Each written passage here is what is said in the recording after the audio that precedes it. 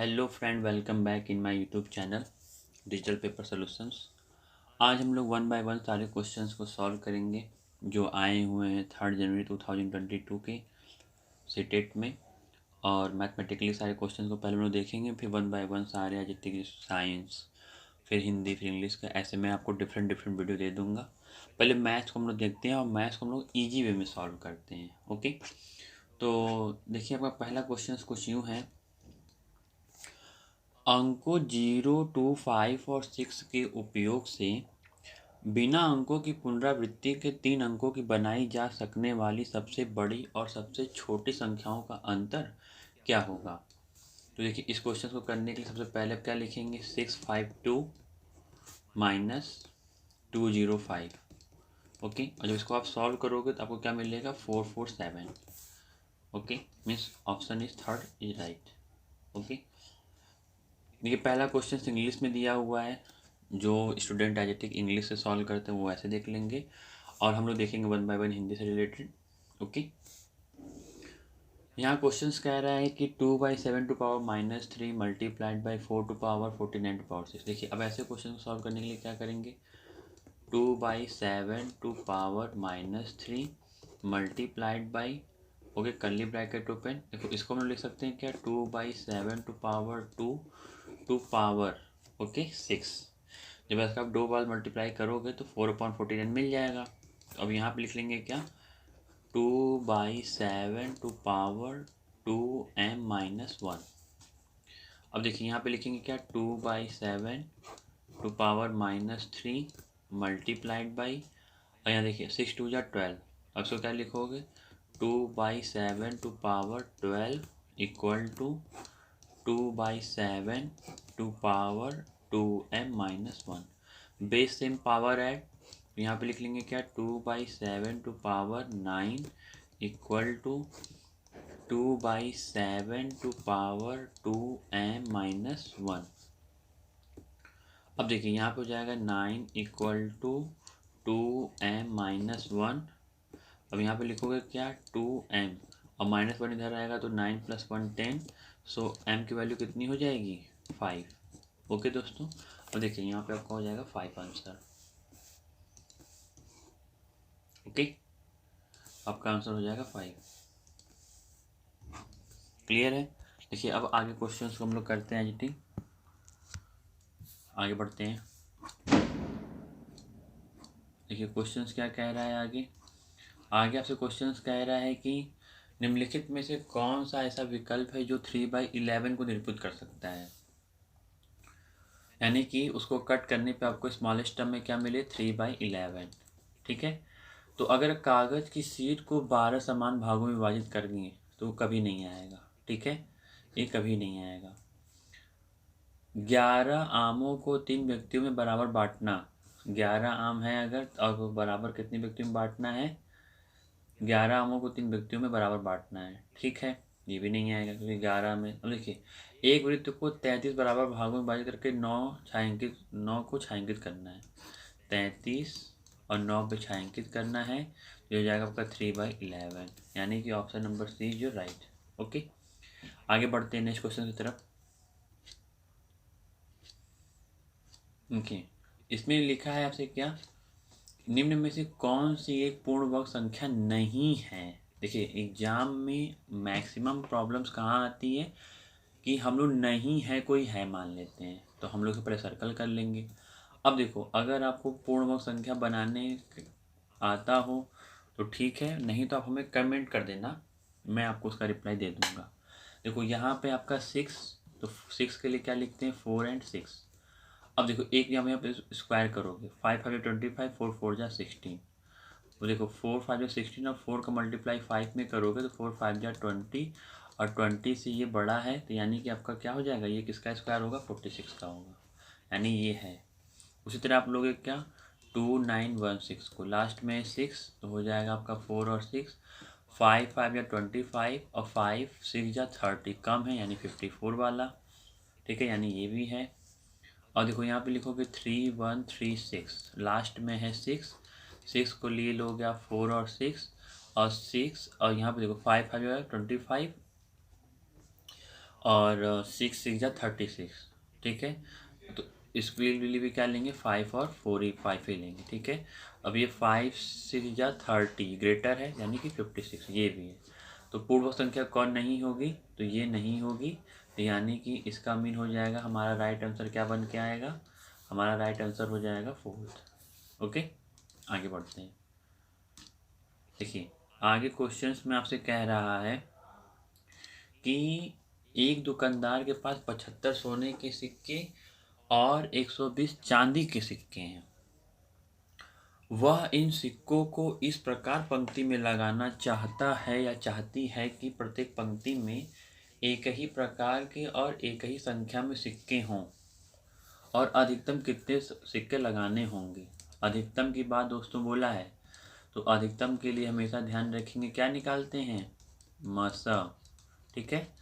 तो अब मसा निकालने के लिए क्या करोगे, 75 लिखोगे यानी 75 होगा, और 75 का जब आप निकालोगे तो 3 × 5 × 5 हो जाएगा। और जब आप निकालोगे 120 का, तो 120 के लिए आप लिखोगे क्या, 2 × 2 × 2 × 3 × 5। ओके, अब देखो 5 और 3 ये दोनों मिल रहे हैं, और 5 3 या 15 यानी कितना हो जाएगा, 15 हो जाएगा। आगे बढ़ते हैं दोस्तों, और क्वेश्चन आपका कुछ यूँ है कि समीकरण 3 को देखिए, 3 ब्रैकेट ओपन इतने को हल करने पर समीकरण का भी हल है। सिंपल सा क्वेश्चन दोस्तों, पहले इसमें एक्स की वैल्यू निकाल लो आप। देखो 3, देखो डायरेक्ट करते हैं इसे, क्या करना है इसमें, 3 का 2 मल्टीप्लाई करोगे 6 - 3x - x -6 = 2 - 6x। अब देखो आपका इससे ये कट जाएगा, यहाँ पे हो जाएगा -4x = 2 - 6x। अब -6x इधर आएगा तो हो जाएगा 2x = 2, यानी कि x की वैल्यू हो जाएगी 1। अब x की वैल्यू 1 जब हो जाएगी तो उसके रिगार्डिंग जब आप निकालोगे, इसमें रखोगे वैल्यू को, तो 4 3 7 = 5 2 7, यानी कि ऑप्शन 1 इज जो राइट आंसर। ओके, अब देखिए आगे क्वेश्चंस करते हैं हम लोग।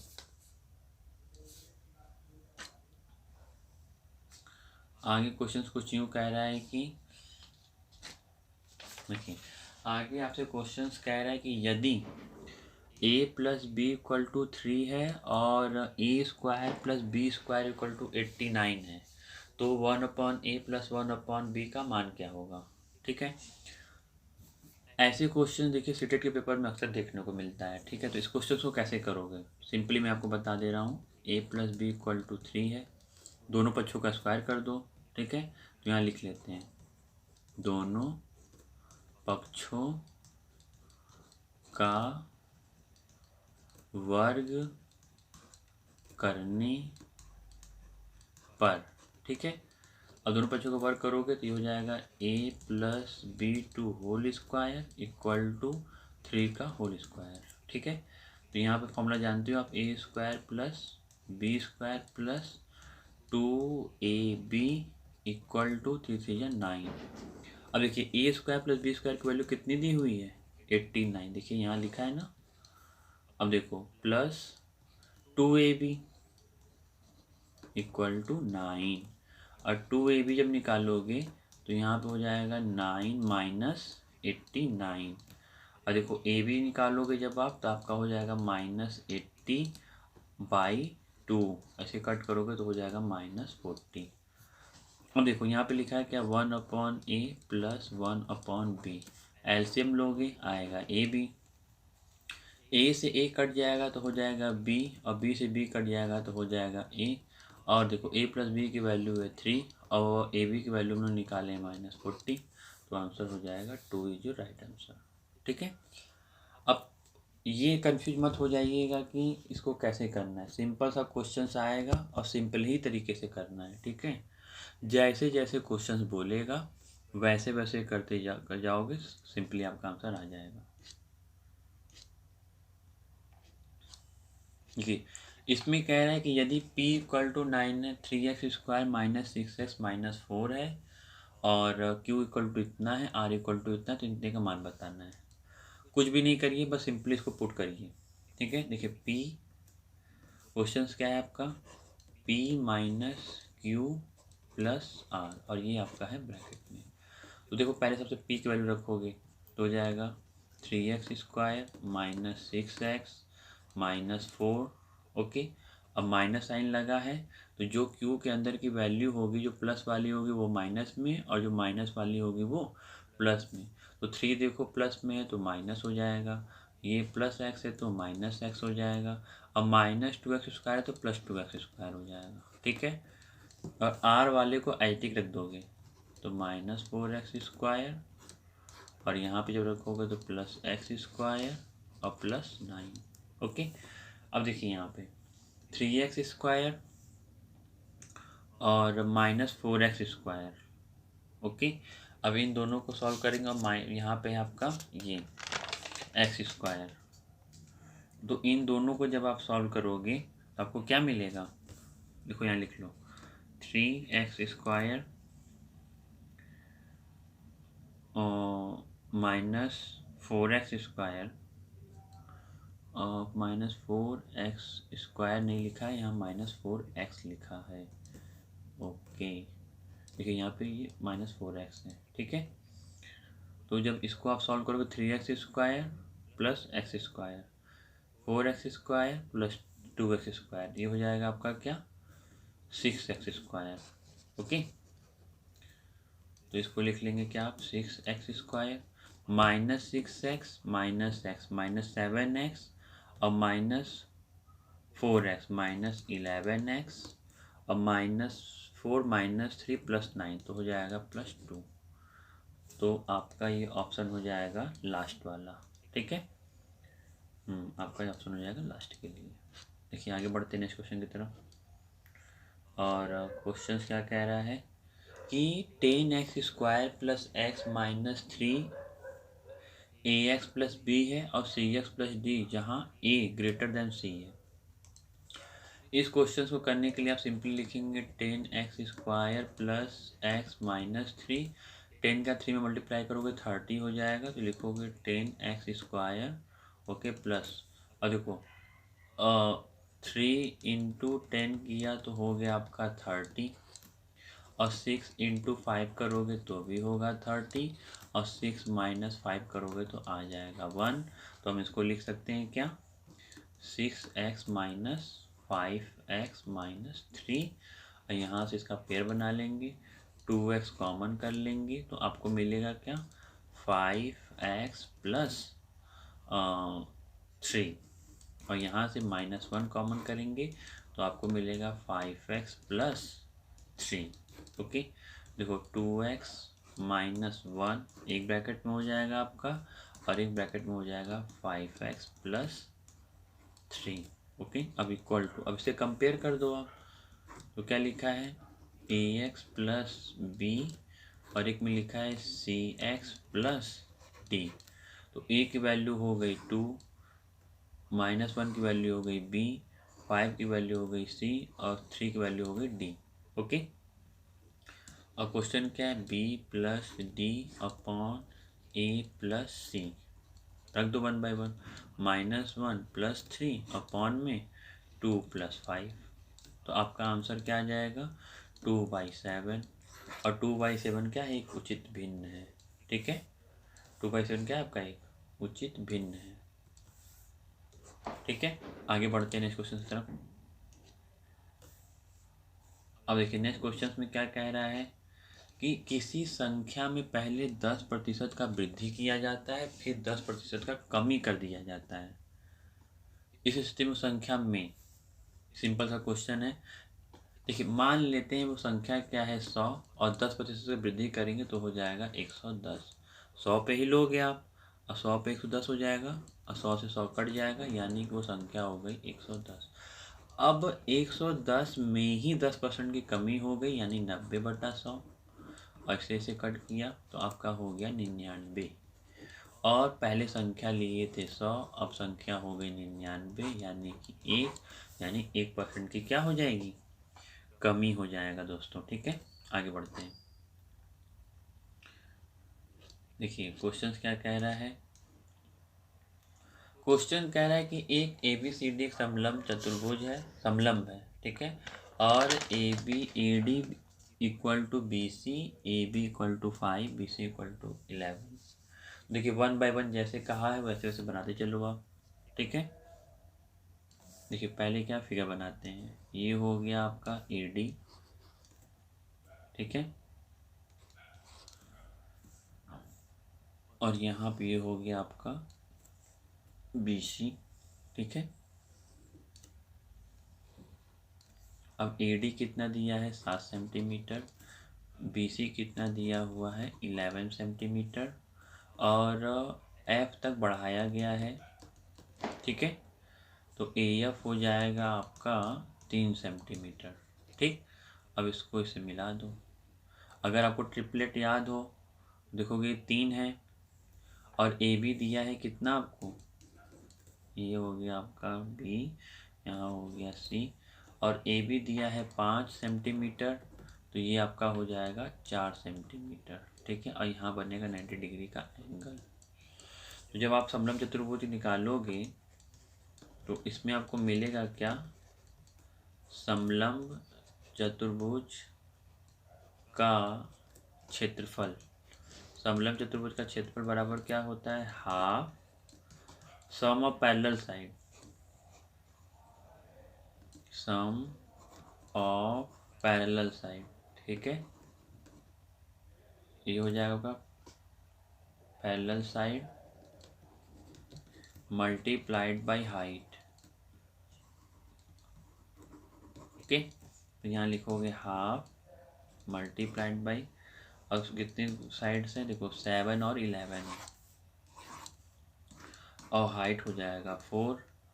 अब इसे कट करोगे तो ये हो जाएगा 2, 18 और हो जाएगा 36 सेंटीमीटर स्क्वायर। ओके दोस्तों, आगे बढ़ते हैं इस क्वेश्चन की तरफ।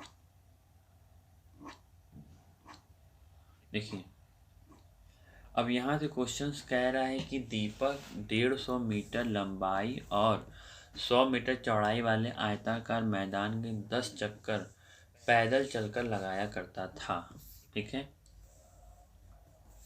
अब देखिए, यानी कि आयताकार मैदान बना लो पहले आप, ठीक है, और फिर इसको इरेज कर लेते हैं। देखिए आयताकार मैदान अगर बनाएंगे तो यहाँ बना लेते हैं, ठीक है। ये हो गया आपका 150, ये हो जाएगा आपका 100, लेकिन ये 150, हाँ ठीक है, 150 और 100 हो गया, ठीक है। और 10 चक्कर लगाता है, और यदि उसे 0.01 किलोमीटर स्क्वायर के क्षेत्रफल वाले वर्गाकार मैदान के चक्कर लगाने पड़े, ठीक है। तो आप बनाओ क्या, वर्ग का क्षेत्रफल, वर्ग का क्षेत्रफल। अब वर्ग का क्षेत्रफल जब आप बनाओगे तो ये क्या हो जाएगा, भुजा गुणे भुजा, ठीक है, साइड इंटू साइड इसको कहते हैं। और देखो यहाँ लिखा है किलोमीटर में और यहाँ दिया है मीटर में, तो वर्ग का क्षेत्रफल कितना है 0.01, और इसको क्या स्क्वायर फॉर्म में है तो 1000 मल्टीप्लाइड बाई 1000, ओके। अब यहाँ पे हो जाएगा इक्वल टू भुजा का स्क्वायर, ओके। और जब देखो 2 जीरो से इसका मल्टीप्लाई कर दोगे तो यहाँ बचेगा 4 जीरो, और 4 जीरो का मतलब हो जाएगा क्या, भुजा को निकालोगे जब आप तो ये हो जाएगा 100 मीटर, ठीक। अब वर्ग का परिमाप आप जानते हैं क्या होता है, तो वर्ग का परिमाप बराबर 4 गुणे भुजा होता है, ठीक है। वर्ग का परिमाप बराबर होता है आपका 4 गुणे भुजा, क्या हो जाएगा 4 गुणे भुजा, ठीक है। अब 4 गुणे भुजा निकालोगे जब आप तो 4 गुणे, अब भुजा कितना है आपका 100, निकाले ना ऊपर यहाँ पे। अब देखिए यहाँ हो जाएगा 400 मीटर, ठीक। अब आयत का परिमाप निकालेंगे हम लोग, आयत का परिमाप, आयत का परिमाप बराबर क्या होता है 2L प्लस B, पुट कर देंगे 2L कितना है 150 यानी 150, ये हो जाएगा 100, और यहाँ पे निकालेंगे तो हो जाएगा 250, 2 500, ठीक है। अब 500 क्या होगा, मीटर में आएगा, और इसका लगाया है वो 10 चक्कर, तो ये हो जाएगा 5000, ठीक है। और यहाँ 400 है, तो आपका लगभग लगभग जब इसको डिवाइड करोगे 400 से, लगभग लगभग ठीक 12 के लगभग में आएगा, ठीक है। यहाँ ठीक 12 लिखा है, लेकिन अप्रॉक्सीमेटली इतना ही आएगा। आगे बढ़ते हैं नेक्स्ट क्वेश्चन की तरफ। इसमें बोल रहा है कि धातु से बने एक बेलनाकार बक्से की त्रिज्या 17.5 सेंटीमीटर है। यदि उसकी ऊंचाई को 1 मीटर क्या कर दिया जाए, 1 मीटर है, तो उसकी धारिता बतानी है। तो सबसे पहले देखो बेलन बोला है, बेलन का बक्सा, तो आपको पता होगा वॉल्यूम ऑफ सिलेंडर क्या होता है, volume of cylinder, volume of cylinder जब निकालोगे तो आपका होता है पाई आर स्क्वायर एच, और पाई की वैल्यू होगा 22/7, आर की वैल्यू आपकी कितनी हो जाएगी 175/10, ओके 175/10, और यहाँ पे एच की वैल्यू हो जाएगी 1 मीटर यानी 100, इससे ये कट गया 2 जीरो, और यहाँ पे देखो आपका हो जाएगा क्या 7 1 जा 7, 7 2 जा 14, 7 5 जा 35, तो 22 इंटू 25 इंटू 175, और इसको जब मल्टीप्लाई करोगे तो आपको मिलेगा 96,250 ml। और ml में ये गिवन है, लेकिन ml को जब करते हैं किस में, एज लीटर में चेंज करोगे तो 1000 से क्या करोगे डिवाइड करोगे, तो आपका आंसर हो जाएगा 96.25। ओके, क्लियर है। अगर आपको प्रॉब्लम्स होता है या कोई क्वेश्चंस क्लियर नहीं होता है तो आप मुझे सीधे कमेंट बॉक्स में कमेंट कर देना, मैं आपको उसका आंसर बता दूंगा, ठीक है, या कैसे उसको एक्सप्लेन किया गया वो भी मैं आपको एक्सप्लेन कर दूंगा। आगे देखिए, यूट्यूब पे आने का मतलब ही है दोस्तों कि एक तरीके से क्या हो कि आप लोगों को ईजी टू अंडरस्टैंड चीज़ों को मैं क्लियर कर सकूँ सिंपली वे में। आगे देखिए, मेरे कई सारे दोस्त भी मुझसे बोले कि भाई तुम्हारे बताने तक का जो तरीका है काफ़ी ईजी है, हो सके तो एक बार तुम हम लोगों को एक्सप्लेन कर दो ताकि हम लोग भी अच्छे तरीके से समझ लें। और समझाने के लिए प्लेटफॉर्म की नीड पड़ी तो मैंने यूट्यूब को ही चूज कर लिया, ठीक है। अब वो सब भी देख लेंगे और हो सके तो आप भी देखिए, ठीक है। अब देखिए, इसमें कह रहा है कि एक बक्से में कुछ पर्चियाँ रखी हुई हैं जिन पर संख्याएं 25, 26, 27 और 49 लिखा हुआ है, ठीक है। अब देखिए, अब इसके बीच में यादृच्छिक रूप से निकाला गया है, मतलब मन चाहे तरीके से निकाल लिया गया है, और अभाज्य संख्या में बताना है, ठीक है। तो देखो, पहले 25 से 49 के बीच में जो अभाज्य संख्याएं आएंगी वो आएंगी कौन, 29, 31 और 37, 41 और 43, और एक आपका आएगा 47, ठीक है। और प्रायिकता निकालने के लिए आपको पता होगा कि देखिए कितनी है, 6 है, और टोटल नंबर ऑफ इवेंट कितना हो जाएगा आपका 25, डिवाइड कर दोगे आ जाएगा 0.24, ठीक है। और प्रायिकता का फॉर्मूला ही क्या होता है, number of favourable event upon total number of event, ठीक है, उसी से डिवाइड कर दिया गया। आगे बढ़ते हैं। अब क्वेश्चंस कह रहा है कि किसी कक्षा के 40 विद्यार्थियों की औसत आयु 12 है, शिक्षक की आयु को मिलाने से इन सभी की औसत आयु 13 वर्ष हो जाती है, ठीक है भाई।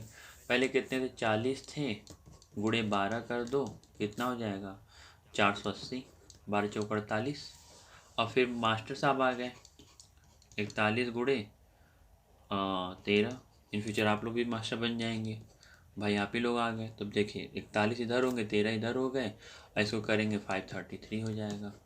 अब 533 माइनस 480, माइनस कर दो आप सिंपली, हो जाएगा 53।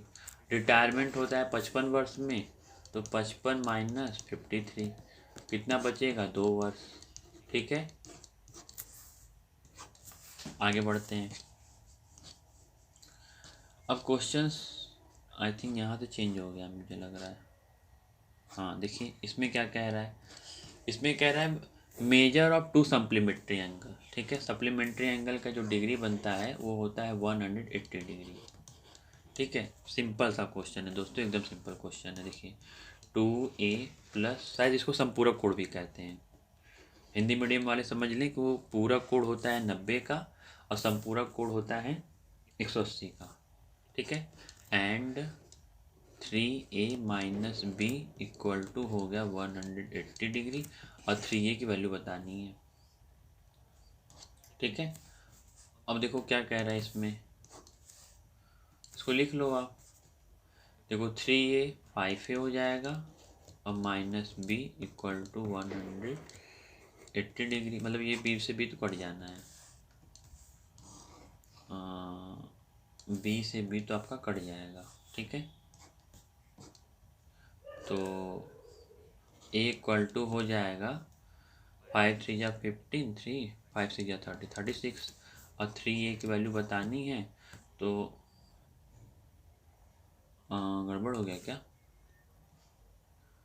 और हाँ 36। अब इसमें निकालोगे 3 इंटू 36 तो आपका कितना आंसर आ जाएगा 108। और देखिए इसमें ऑप्शन में कहाँ है 108 गिवन है। ठीक है, आगे बढ़ते हैं दोस्तों नेक्स्ट क्वेश्चन की तरफ।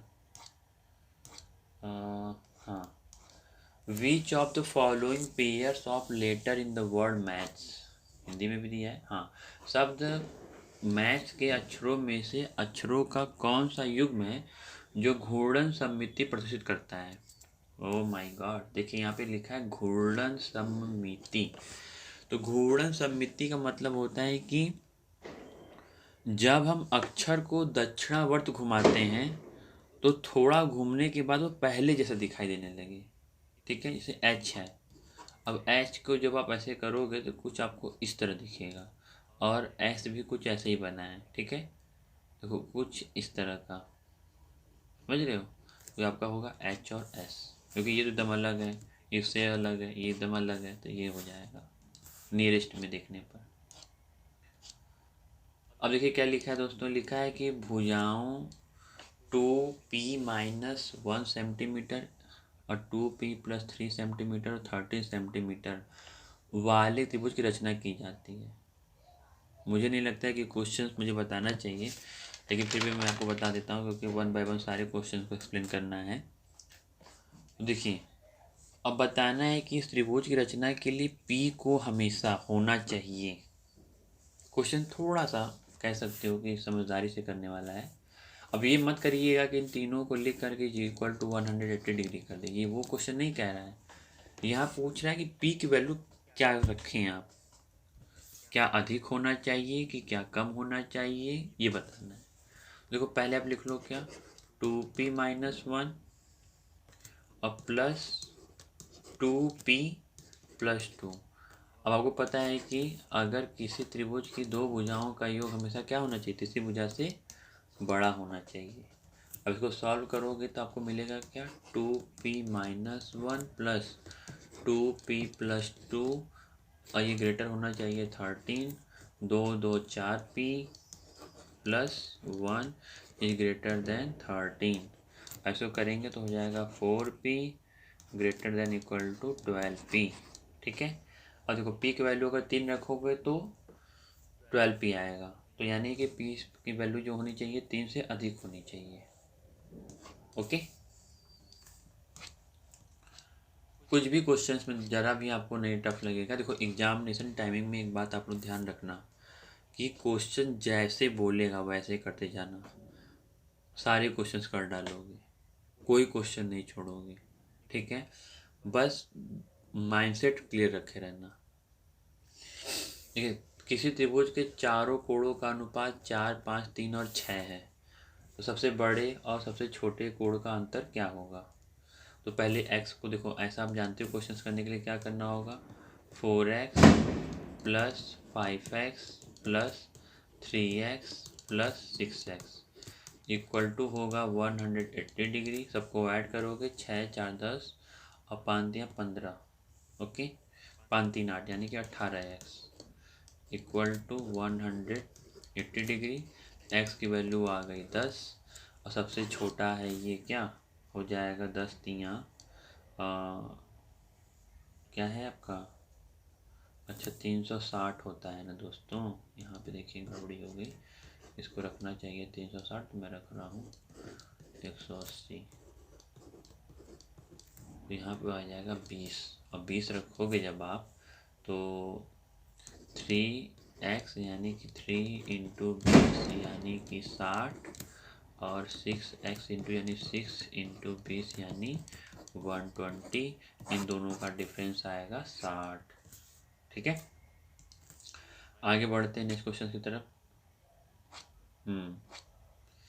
अब देखिए इस क्वेश्चन में आपसे क्या कह रहा है, देखो क्वेश्चन में सिंपली करना है हमें। ये ए बी सी डी चतुर्भुज है जिसमें A C perpendicular to B D और A B equal to A D है। सॉरी, देखो क्या करना है, ये क्वेश्चन अगर आप लगाओगे देखो इसको इस तरह कुछ फॉर्मूला बनेगा इसका। ये एक पतंग होगा और ये कैसे होगा मैं आपको ये भी बता रहा हूँ। देखो A B equal to A D होना चाहिए, तो बी ए डी, तो A B equal to A D हो गया और यहाँ अगर सी बनाओगे तो C B equal to C D हो गया। लेकिन परपेंडिकुलर की बात कह रहा है तो कुछ यूँ जाएगा, ठीक है, तो वो पतंग होना चाहिए। आगे देखिए, बस देखिए क्वेश्चन अब दोस्तों की कैलकुलेटिव क्वेश्चंस आई थिंक मुझे लगता है कि इतने ही होंगे। अब बाकी जितने भी होंगे सब स्टेटमेंट बेस्ड होंगे जिसको आप बहुत ही आसानी तरीके से कर सकते हो। बस पढ़ना है और समझदारी से समझते हुए टिक लगाना है। ठीक है, गणित पढ़ाते हुए एक अध्यापिका इस कथन पर पहुंचती हैं कि ए का निहितार्थ बी है। इसका अर्थ क्या होगा, तो ए का निहितार्थ बी है तो इसका मतलब होगा कि बी होने के लिए ए आवश्यक प्रतिबंध है। ए होने के लिए बी आवश्यक प्रतिबंध तो होगा नहीं, बी होने के लिए पर्याप्त प्रतिबंध नहीं, यही आपका सही होगा। ठीक है, आगे बढ़ते हैं नेक्स्ट क्वेश्चन की तरफ। श्रीमान परमजीत उच्च माध्यमिक स्तर के अपने विद्यार्थियों को ज्यामिति पढ़ा रहे हैं। ज्यामिति उत्पत्ति के लिए निम्न में से कौन सी विधि गणित की उच्च प्राथमिक कक्षाओं में सामान्यतः उपयोग की जाती है। तो भैया मास्टर जी पढ़ा रहे हैं क्या, ज्यामिति, और ज्यामिति में आएगा निगमन विधि। ठीक है, क्योंकि नियम से सब चीज़ें की जाएंगी, ना कि विरोध से उत्पत्ति होगा नहीं, प्रत्यारोप से उत्पत्ति होगा नहीं, आगमनिक बताएंगे नहीं तो निगमन से विधि होगा। आगे देखिए, लगता है आज किसी की बहुत बड़ी बर्बादी चल रही है और हम लोगों के पढ़ाई में लोग डिस्टर्ब कर रहे हैं बम पटाखा छोड़ के। खैर दोस्तों, हम लोगों को पढ़ाई पर ध्यान देना चाहिए।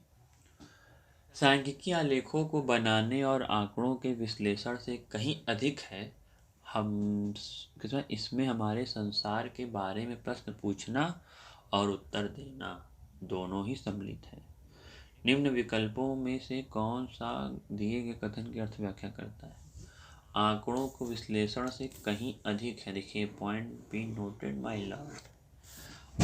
प्रश्न पूछना और उत्तर देना, देखिए एक मेरा पर्सनल एक्सपीरियंस रहा है कि कभी भी एग्ज़ाम में आप क्वेश्चन कर रहे हो और आपको नहीं आ रहा है तो जो स्टेटमेंट बड़ा होता है, सबसे बड़ा होता है, उसको ध्यान से पढ़िएगा। ठीक है, और उसी को उत्तर बनाएंगे। ठीक है, अब इसमें क्या कह रहा है आपको समझते चलिएगा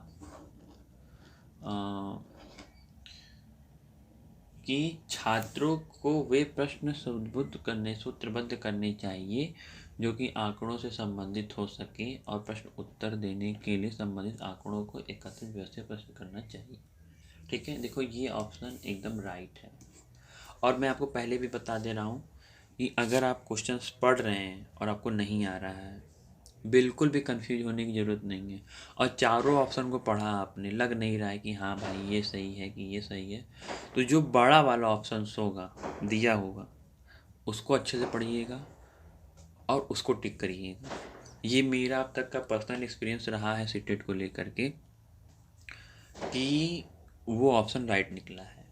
ठीक है, ना हो तो आप कोई सैम्पल पेपर सॉल्व करिएगा और उसमें आप देखोगे तो आपको मिलेगा कि जो मैंने आपको बताया है वही राइट है। ठीक है, अब ऐसा भी नहीं है कि नहीं वही राइट होगा, लेकिन मैक्सिमम ऐसा होता है कि वो राइट होता है जो बड़ा स्टेटमेंट और एक बड़ा ऑप्शन दिया होता है। निम्नलिखित कथनों में से कौन सा बच्चों की विचार प्रक्रिया के गणितीकरण का संकेत देता है?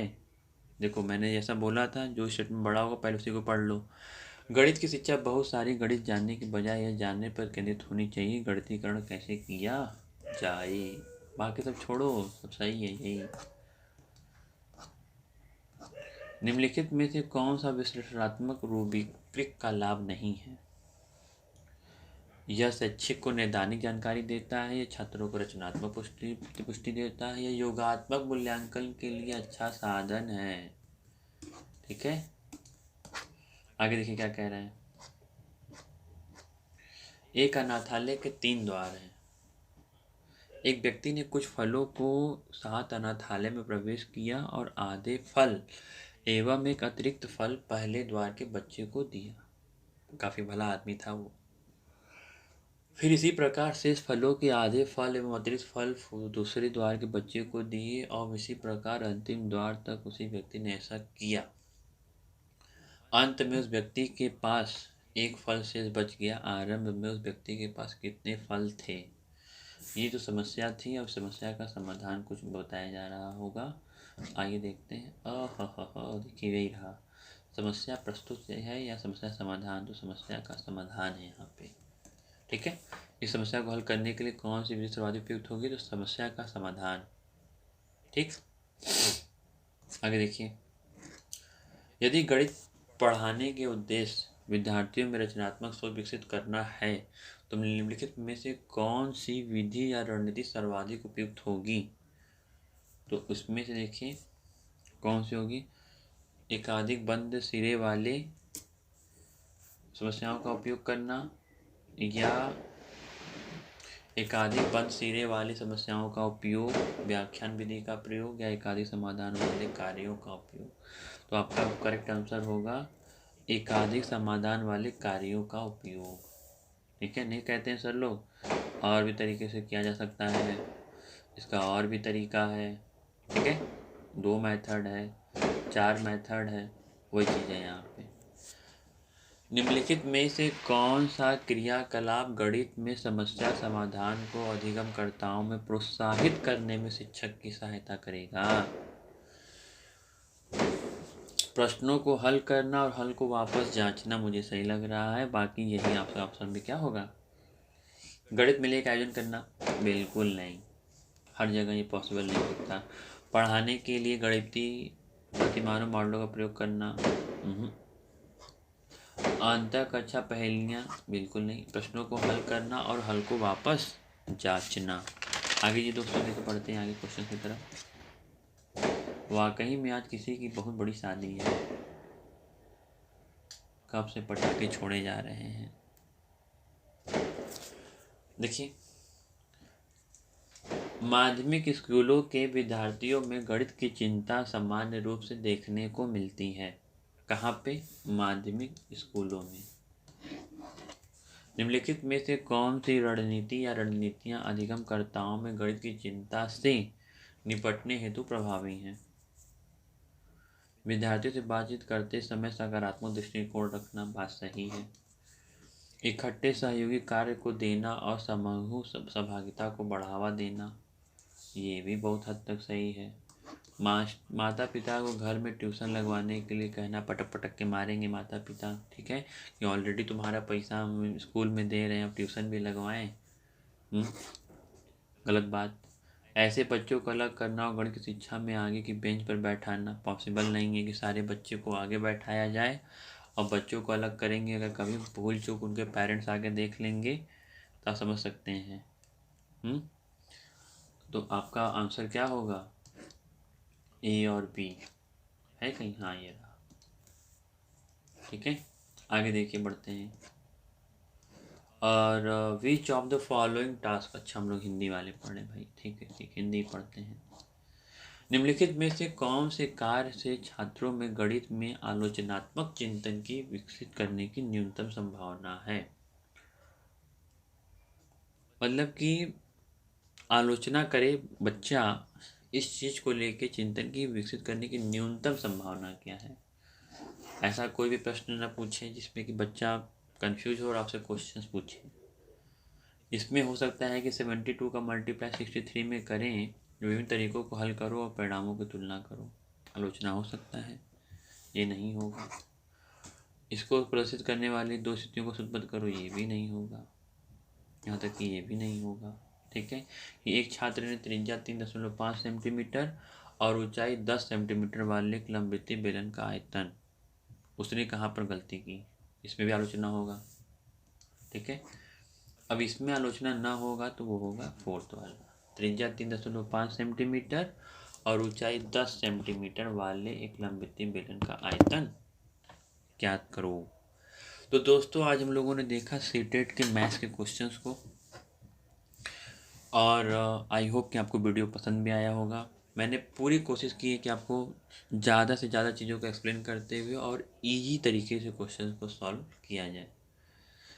तो आप वीडियो को देखिएगा, अगर कोई प्रॉब्लम्स होगी तो कमेंट करिएगा। मैं आपका दोस्त, आपका साथी, आपके साथ हमेशा रहूँगा। और हमारे पास देखिए दोस्तों समय कम है और तैयारी ज़्यादा करनी है, तो आप लगे रहिए। मिलते हैं नेक्स्ट वीडियो में, लेते हैं आपसे अलविदा। जय हिंद, जय भारत।